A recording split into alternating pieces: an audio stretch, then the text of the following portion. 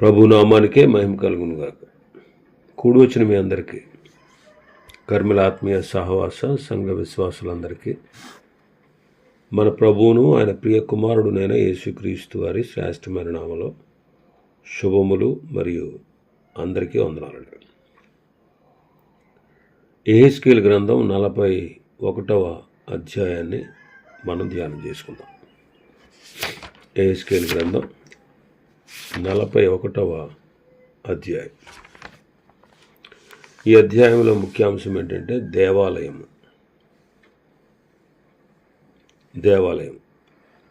గత అధ్యాయంలో 40వ అధ్యాయంలో దేవాలయం యొక్క ఆవరణాలు మనం చూసాం. ఈ అధ్యాయంలో దేవాలయమును గూర్చి మనం చూస్తాం. మొదటి 2 వచనాల్లో పరిశుద్ధ స్థలమును గూర్చి రాయబడి ఉంది. మొదటి 2 వచనాలు చదువుదాం. తరువాత అతడు నన్ను ఆలయమునకు తోడుకుని వచ్చి దాని స్తంభములను కొలిచెను. ఇరుప్రక్కల అవి 6 మూరలాయి.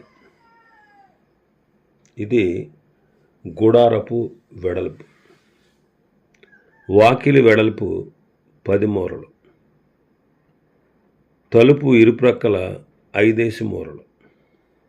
దాని నిడివి కొలవగా 40 మూరలు. దాని వెడల్పు 20 మూరలు. ఇది పరిశుద్ధ స్థలం యొక్క కొలతలన్నమాట. దాని స్తంభములు 6 మూరలు కలవి. ఇరుప్రక్కల వాకిలి 10 మూరల వెడల్పు. వాకిలి ఇరుప్రక్కల ఉన్నటువంటి గోడలు 5 మూరలు. దాని విస్తీర్ణం మొత్తం 40 మూరల పొడవు, 20 మూరల వెడల్పు.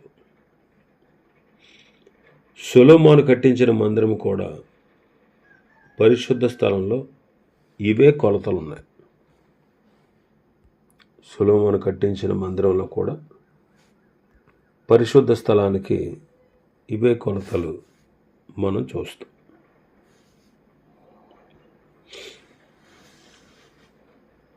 సొలొమోను కట్టించిన మందిరంలో పరిశుద్ధ స్థలంలో ధూపవేదిక, సన్నిధి రొట్టెల బల్ల, దీపవృక్షములు ఉండేవి. ఆ తర్వాత మన భాగంలో 3-4 వచనాల్లో అతి పరిశుద్ధ స్థలాన్ని గురించి మనం చదువుతాం. అతడు లోపలికి పోయి వాకిలి స్తంభమును కొలవగా 2 మూరలైన. వాకిలి 6 మూరలు, వెడల్పు 7 మూరలు. ఇది అతి పరిశుద్ధ స్థలమని చెప్పి దాని నిడివిని కొలవగా 20 మూరలను. ఆలయమునకును దానికి మధ్య వెడల్పు 20 మూరలాయను.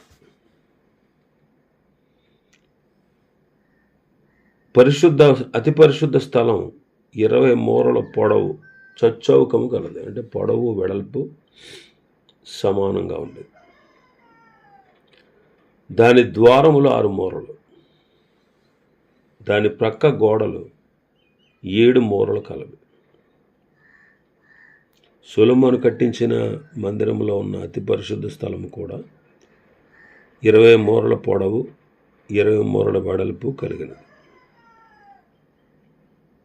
అందులో మందసము, మందసం పైన కరుణాపీఠము కెరూబుల క్రింద పెట్టబడి ఉండేది. సొలొమోను కట్టించిన అతి పరిశుద్ధ స్థలంలో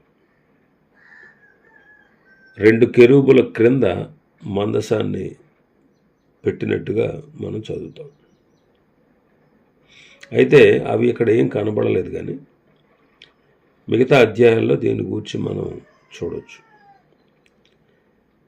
ఈ అతి పరిశుద్ధ స్థలంలోనికి యెహెజ్కేలు వెళ్ళగలిగాడు. యెహెజ్కేలు యాజకుడు. యాజకుడు. ప్రధాన యాజకుడు మాత్రమే అతి పరిశుద్ధ స్థలంలోనికి వెళ్ళగలిగే అధికారం కలిగినవాడు.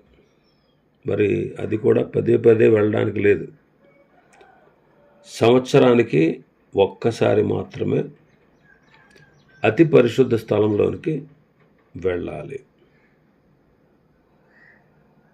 అది 7వ నెలలో 10వ తేదీన జరుగుతుంది. లేవీకాండం 16వ అధ్యాయంలో దాని గురించి మనం చూడవచ్చు. లేవీకాండం 16వ అధ్యాయంలో మనం అతి పరిశుద్ధ స్థలంలోనికి వెళ్ళగలిగేటువంటి ఆ స్థితిని మనం చూస్తాం. దాన్ని హెబ్రీ గ్రంథకర్త కూడా మెన్షన్ చేశాడు. హెబ్రీ పత్రిక 9వ అధ్యాయం 7-8 వచనాలు. 7వ వచనం చదువుదాం. సంవత్సరమునకు ఒక్కసారి మాత్రమే ప్రధాన యాజకుడు ఒక్కడే రక్తము చేతబట్టుకుని 2వ గుడారంలోనికి ప్రవేశించును. ఆ రక్తము తన కొరకును ప్రజల అజ్ఞాన కృతముల కొరకును అతడు అర్పించును. కాబట్టి అతి పరిశుద్ధ స్థలంలోనికి ప్రధాన యాజకుడు ఒక్కడే సంవత్సరమునకు ఒక్కసారి మాత్రమే వెళ్ళగలిగే వీలు ఉండేది. తర్వాత 5వ వచనం నుంచి 7వ వచనం వరకు మనం చూస్తే మన భాగంలో మేడ గదులు మనం చూస్తాం. తర్వాత అతడు మందిరపు గోడను కొలవగా 6 మూరలాయన. మందిరపు ప్రక్కననున్న మేడగదులు కొలవగా 4 మూరలాయన. ఈ మేడగదులు 3 అంతస్తులు గలవి.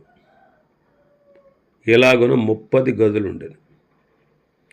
ఇవి మేడగదుల చోటన మందిరమునకు చుట్టూ కట్టబడిన గోడతో కలిసి ఉండేది. అది మందిరపు గోడను ఆనుకొని ఆనుకొనక ఉండేది. ఆ గోడ మేడగదులకు ఎక్కే కొలది అవి మరి వెడల్పుగా పెరిగాను. పైకెక్కిన కొలది మందిరము చుట్టూ ఉన్న ఈ మేడగదులు అంతస్తులు మరి వెడల్పగుచుండెను. కనుక మందిరపు పైభాగము మరి వెడల్పుగా ఉండెను. పైకెక్కిన కొలది అంతస్తులు మరి వెడల్పుగా ఉండెను. దేవాలయానికి 2 గోడలు ఉన్నాయి. అవి 6 మూరల మందము గలవి. దానిని ఆనుకొని అంటనట్టుగా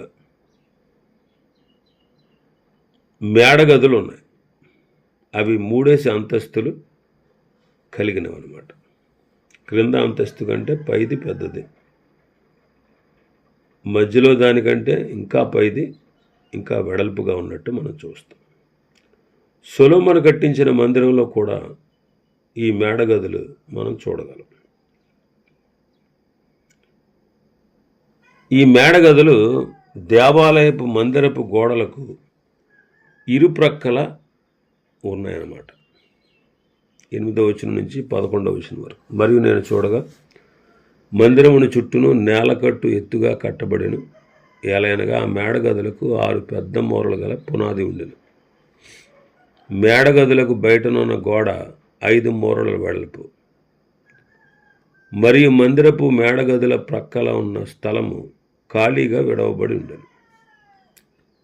గదుల మధ్య మందిరము చుట్టూ నలుదిశల 20 మూరల వెడల్పున చోటు విడవబడి ఉండెను.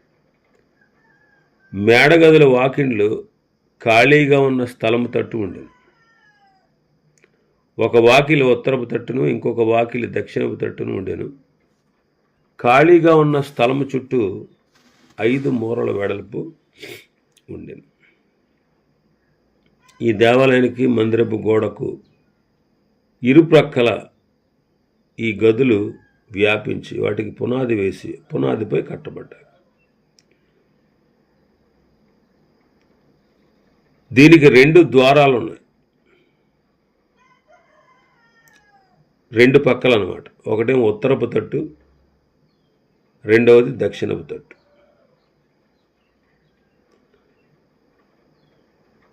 ఇంకా మందిరపు నిడివి వెడల్పు కొలతలు మనం 12వ వచనం నుంచి 15వ వచనం వరకు చూస్తాం. ప్రత్యేకించబడిన చోటుకు ఎదురుగా ఉన్న కట్టణము పడమటి తట్టు 70 మూరల వెడల్పు, దాని గోడ 5 మూరల వెడల్పు, గోడ నిడివి 90 మూరలు. మందిరం యొక్క నిడివిని అతడు కొలవగా 100 మూరలైన. ప్రత్యేకించబడిన స్థలమును దానికి ఎదురుగా ఉన్న కట్టడమును దాని గోడలను కొలవగా 100 మూరలైన. మరియు తూర్పు తట్టు మందిరపు నిడివిని ప్రత్యేకింపబడిన స్థలమును కొలవగా 100 మూరలైన. ఇలాగున మందిరపు వెనుకటి భాగమున ప్రత్యేకించబడిన స్థలములకు ఎదురుగా ఉన్న కట్టడమును దాని ఇరుప్రక్కల ఉన్న వసారాలను కొలవగా 100 మూరలైన. మందిరపు నిడివి 100 మూరలు, పడమట ఖాళీ స్థలం 20 మూరలు, ఒక ప్రక్క 70 మూరలు, మరొక ప్రక్క 70 మూరలు, దాని గోడలు 10 మూరలు, మొత్తం 100 మూరలు అన్నమాట. మందిర ముందర భాగం కూడా 100 మూరలు కైవారం కలిగింది. ఇక 16వ వచనం నుంచి 26వ వచనం వరకు మనం చూస్తే గర్భాలయం. ఈ గర్భాలయంలో 16వ వచనం, మరియు గర్భాలయమును ఆవరణపు మండపములను గడపలను కమ్మలను గల కిటికీలను ఎదుటి 3 అంతస్తుల చుట్టూ ఉన్న వసారాలను ఆయన కొలిచారు. కిటికీలు మరుగు చేయబడిన, గడపలకు ఎదురుగా నేల నుండి కిటికీల వరకు బల్ల కూర్పు ఉండెను. వాకిండ్లకు పైగా మందిరమునకు బయట లోపల ఉన్న గోడ అంతయు వెలుపల గోడ చుట్టూ కొలత ప్రకారం కట్టబడినది. కెరూబులను ఖర్జూరపు చెట్లను ఉండెను. దానికి 2 కెరూబులనందున ఖర్జూరపు చెట్టు ఒకటి ఉండెను. ఒక్కొక్క కెరూబునకు 2 ముఖములు ఉండెను. ఇట్లనగా ఈ తట్టు ఖర్జూరపు చెట్టు వైపున మనుష్య ముఖము, ఆ తట్టు ఖర్జూరపు చెట్టు వైపున సింహం ముఖమును కనబడెను. ఈ ప్రకారం మందిరం అంతటి చుట్టూ ఉండెను. నేల మొదలుకొని వాకిలి పై వరకు మందిరపు గోడకు కెరూబులను ఖర్జూరపు చెట్లు ఉండెను. మందిరపు ద్వారబంధములు చచ్చౌకములు, పరిశుద్ధ స్థలమ ద్వారబంధములు కూడా అట్టివే. బలిపీఠము కర్రతో చేయబడిన, దాని ఎత్తు 3 మూరలు, నిడివి 2 మూరలు, దాని పీఠము మూలలను ప్రక్కలను మ్రానితో చేయబడినవి. ఇది యెహోవా సముఖమందున్న బల్ల అని అతడు నాతో చెప్పాను. మందిరమునకు పరిశుద్ధ స్థలమునకు 2 వాకిట్లు ఉండేవి.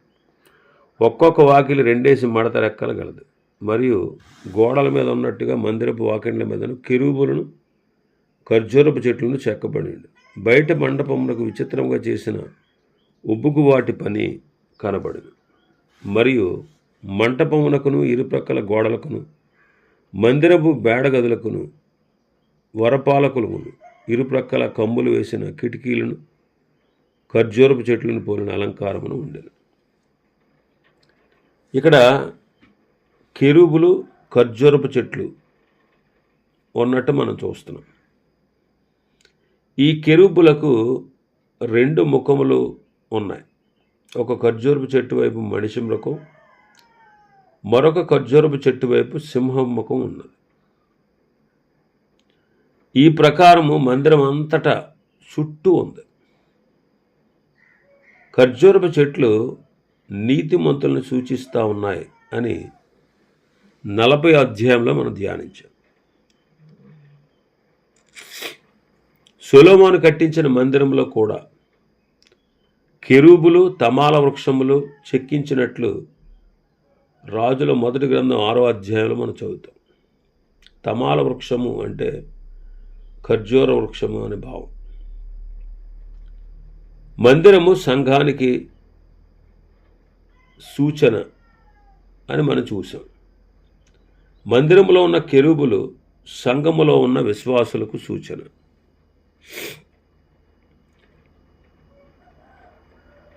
కెరూబుల మధ్యలో దేవుడు నివాసం చేసినట్లు యెషయా గ్రంథం 37:16లో మనం చూస్తాం. యెషయా గ్రంథం 37:16.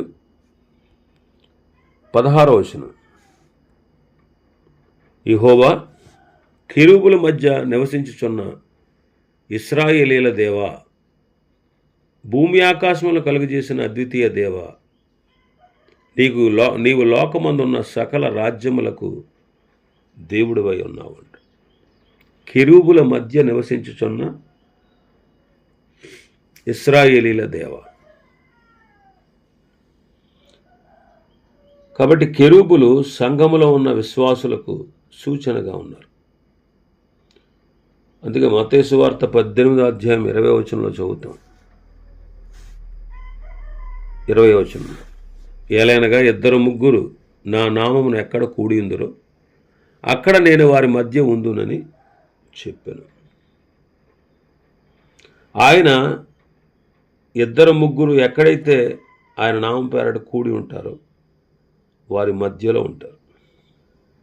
ఇంకా ఆయన సంఘముల మధ్య సంచరించుచున్నవాడు. కెరూబులు అనే పదము హీబ్రీ భాషా పదం. తెలుగులో బలవంతులు అని అర్థం. తెలుగులో కెరూబులు అంటే బలవంతులు అని అర్థం.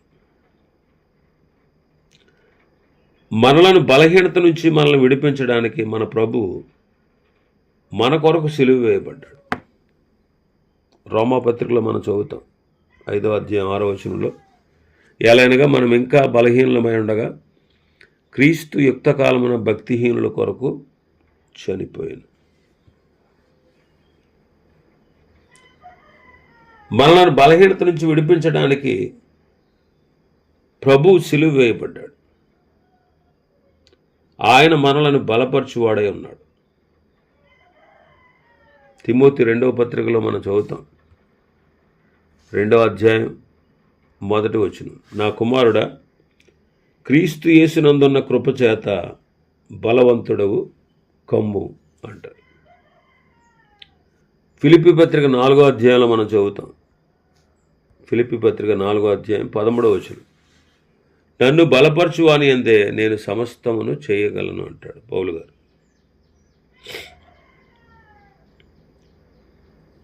మనం కూడా బలవంతులం కాగలం. ఎలాగా? విశ్వాసము ద్వారా, ప్రార్థన ద్వారా, వాక్యము ద్వారా మనం బలవంతులుగా ఉండగలం. రోమపత్రిక 4వ అధ్యాయం 21వ వచనం, దేవుని మహింపరిచి ఆయన వాగ్దానం చేసిన దానిని నెరవేర్చుటకు సమర్థుడని రూఢిగా విశ్వసించి విశ్వాసము వలన బలము పొందాను. అబ్రహాము గురించి రాస్తున్నాడు. అబ్రహాము విశ్వాసము ద్వారా ఏమయ్యాడు? బలము పొందాడు. లూకాసు వార్త 21:36, లూకాసు వార్త 21:36, కాబట్టి మీరు జరగబో వీటి నెలను తప్పించుకొని మనుష్య కుమారుని ఎదుట నిలువబట్టుకు శక్తి గలవారగినట్లు ఎల్లప్పుడూ ప్రార్థన చేయొచ్చు, మెలకువగా ఉండడు. ఎల్లప్పుడూ ప్రార్థన చేయొచ్చు, బలవంతులుగా ఉండాలి, మెలకువగా ఉండాలి. మనము ఆయన ఎదుట నిలవబట్టుకు బలవంతులుగా శక్తి గలవారమగునట్లు ప్రార్థన.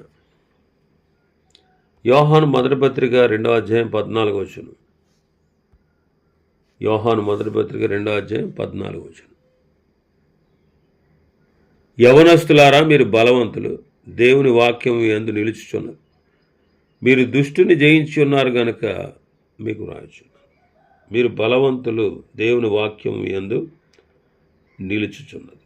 కాబట్టి మనం విశ్వాసము ద్వారా, ప్రార్థన ద్వారా, వాక్యము ద్వారా బలవంతులుగా ఉండగలం.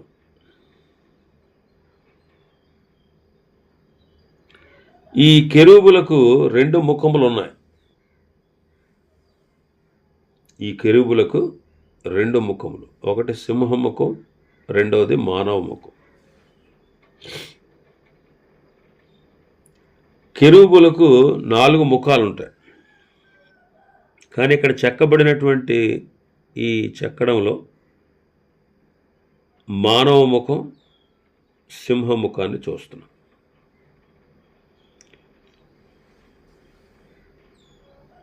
కెరూబులకి యాక్చువల్గా 4 ముఖాలు ఉంటాయి. ఒకటి సింహముఖం, రెండవది మానవ ముఖం, మూడవది ఎద్దు ముఖం, నాలుగవది పక్షిరాజు ముఖం. సింహముఖం ప్రభు అయిన యేసుక్రీస్తు వారిని సూచిస్తూ ఉంది. మత్తయి సువార్తికుడు ఆయన రాజు అయిన క్రీస్తు అని రాశాడు. ఎద్దు ముఖము సేవకుడైన క్రీస్తును సూచిస్తూ ఉంది. మార్కు సువార్తికుడు క్రీస్తును సేవకుడుగా చూపించాడు. మానవ ముఖము మనుష్య కుమారుడైన క్రీస్తును సూచిస్తూ ఉంది. లోకా సువార్తికుడు ఆయన మనుష్య కుమారుడని సంబోధించాడు. పక్షి ముఖము పరము నుండి ప్రభువు వచ్చినవాడు అని సూచిస్తూ ఉంది. యోహాను సువార్తికుడు ఆయన దేవుడు, ఆయన పరము నుండి వచ్చినవాడు అని చెప్తాడు. ఈ 4 సువార్తలు క్రీస్తుని గూర్చి వర్ణిస్తూ ఉన్నాయి. కెరూబులు క్రీస్తును చూపిస్తూ ఉన్నాయి. అలాగే మనం కూడా మన ప్రభునే చూపించాలి. మనం కనబడితే ప్రభు కనపడ్డా. అందుకే అపొస్తలుడైన పౌలు గారు, నేను క్రీస్తుతో కూడా సిలువ వేయబడి ఉన్నాను, క్రీస్తే నా యందు జీవించుచున్నాడని చెప్పాడు. గలతీ పత్రిక 2వ అధ్యాయం 20వ వచనం. నేను క్రీస్తుతో కూడా సిలువ వేయబడి ఉన్నాను, ఇకను జీవించువాడను నేను కాను, క్రీస్తే నా యందు జీవించుచున్నాడు. నేనిప్పుడు శరీరమందు జీవించుచున్న జీవితము నన్ను ప్రేమించి నా కొరకు తాను అప్పగించుకున్న దేవుని కుమారుని అందులో విశ్వాసం వలన జీవించుచున్నాను. మనము కనబడకుండా మనం సిలువ వేయబడినప్పుడే ప్రభువును మనలో ఇతరులకు చూపించగలం. కాబట్టి సింహం ముఖం బలానికి, మానవ ముఖం జ్ఞానానికి గుర్తుగా ఉంది. కాబట్టి మనం కూడా బలవంతులుగా, జ్ఞానవంతులుగా జీవించాలి. బలవంతులుగా, జ్ఞానవంతులుగా జీవించాలి. ఇంకా మనం 22వ వచనంలో బలిపీఠాన్ని గురించి మనం చదువుతున్నాం. ఈ బలిపీఠము యెహోవా సముఖమందుండు బల్ల అని యెహెజ్కేలుతో చెప్పబడిన మాట మనం 22వ వచనంలో చదువుతాం.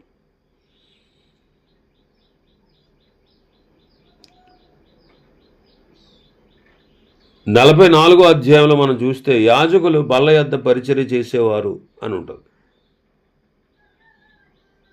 కాబట్టి దీని గురించి విపులంగా ముందటి అధ్యాయాలు మనం చూస్తాం. ఆ తర్వాత మందిరానికి, పరిశుద్ధ స్థలానికి 2 వాకిళ్ళు ఉన్నాయి. ఒక్కొక్క వాకిలికి 2 మడత రెక్కలు కలిగింది. అంటే ఒకటి మందిరమునకు, రెండోది పరిశుద్ధ స్థలానికి. రెండిట్ల మధ్యలో 2 మడత రెక్కలు కలిగినటువంటి వాకిలి ఉన్నట్టు మనం చూస్తాం. సొలొమోను కట్టించిన మందిరం కూడా ఇలాగే మనకు కనిపిస్తూ ఉంది. ఇవి ఈ అధ్యాయంలో ఉన్నటువంటి విషయాలు. ప్రభు చిత్తమైతే రేపు దినం మరొక అధ్యాయాన్ని ధ్యానం చేసుకుందాం. దేవుడి వర్తమాన వాక్యాన్ని మన వినికిడిలో ఆశీర్వదించునుగాక. ఆమేన్.